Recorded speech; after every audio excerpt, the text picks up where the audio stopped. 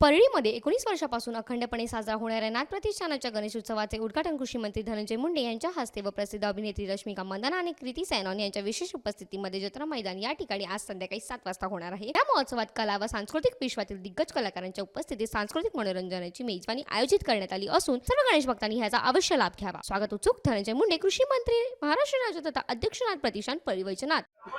काय सांगाल आज काकांच्या पुतळ्याचा आज कराड तालुक्यातील एक ऐतिहासिक सहकारी संस्था कोयना दूध उत्पादक संघ, या संघामध्ये ज्यांनी त्या सहकारी संस्थेला एक खूप मोठ्या उंचीवर नेलं आणि त्यांच्या नेतृत्वाखाली हा संघ अतिशय उत्कृष्ट चालला होता, असे स्वर्गीय विलास काका उंडाळकर यांचा पूर्णाकृती पुतळ्याचा जनावरण काल सिद्धेश्वर स्वामींच्या हस्ते झालं। त्याला शंभूराज देसाई होते, मी होते, खासदार नितीन पाटील होते।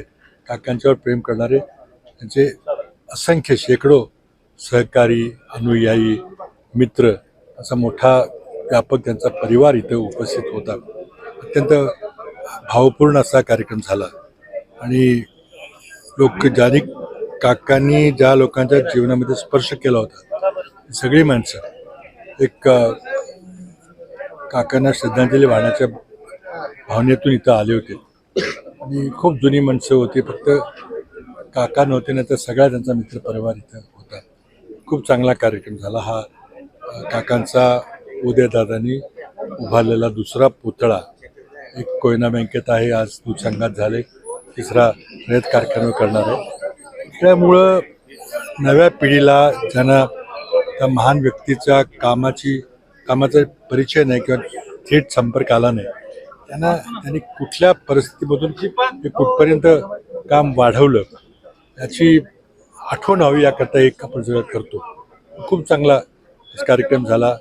काल सिद्धेश्वर स्वामीजींनी खूप चांगले वैयक्तिक संबंध असताना त्याच्या काही आठवणी सांगितल्या आणि सहकारी संस्था कशा चालाव्या त्याचं एक आदर्श उदाहरण काकांनी घालून दिलं। भुजबळांकडून असं म्हटलं गेलेलं की एकही मिनिट मराठा आरक्षणाचं कोर्टात टिकणार नाही। तर भुजबळांना काय बोलायचं त्यांना बोलू द्या, ते काय करायचं ते करतील, आम्हाला काय करायचं आम्ही सगळे करू।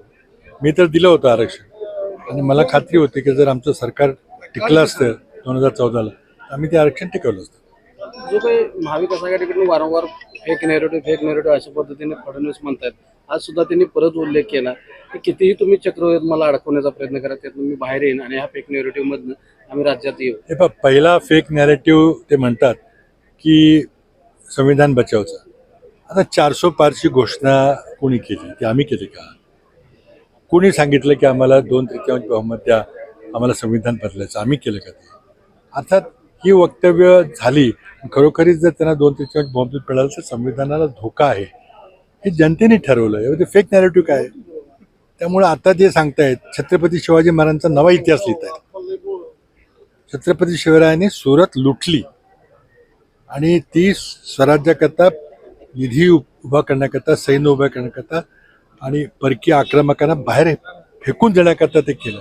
तर तुम्ही ते घडलंच नाही म्हणतात, म्हणजे आता कोण फेक नॅरेटिव्ह करते? आता इतिहासकार खोटे आहेत आणि देवेंद्र फडणवीसांना इतिहास जास्त चांगला माहिती आहे। आता असं जर त्यांना म्हणायचं असेल तर ठीक आहे, महाराष्ट्राची जनता बघून घेईल। आगामी विधानसभेबाबत काय वाटतं? आचारसंहिता लागेल, निवडणूक लागेल की राष्ट्रपती राजवट? आता बघा, त्यावर भाष्य करणं काही योग्य ठरणार, सगळे पर्याय सरकार पुढे आहेत। आज ज्याप्रमाणे स्थानिक स्वराज्य संस्थाच्या 2-2, 3-3 वर्ष निवडणुका रखडलेल्या आहेत, जनतेला प्रतिनिधित्वाचा अधिकार हिरावून घेतला गेला आहे। आज जे आरक्षण दिलं होतं ते हिरावून घेतलं गेलेलं आहे। आता या निवडणुकाही पुढे ढकलतील।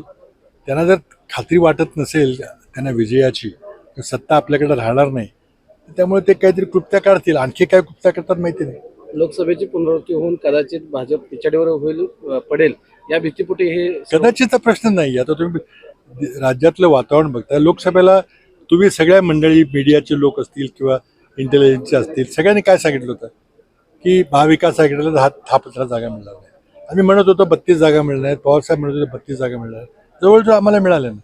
वातावरण तुम्ही अभ्यास करा, त्याच्यापेक्षा वाईट वातावरण। एकही प्रश्न तो लोकसभेमध्ये आम्ही उपस्थित केला तो सुटलेला नाही। बेरोजगारी असेल, महागाई असेल, सरकारी तिजोरीमध्ये 10 लाखाच्या वरचं कर्ज झालेलं आहे, पुढच्या पिढ्या आता हे कसं फेडणार कसं माणसं नाही ठेवणार. किती जागा मिळतील तरी महाविकास आघाडी?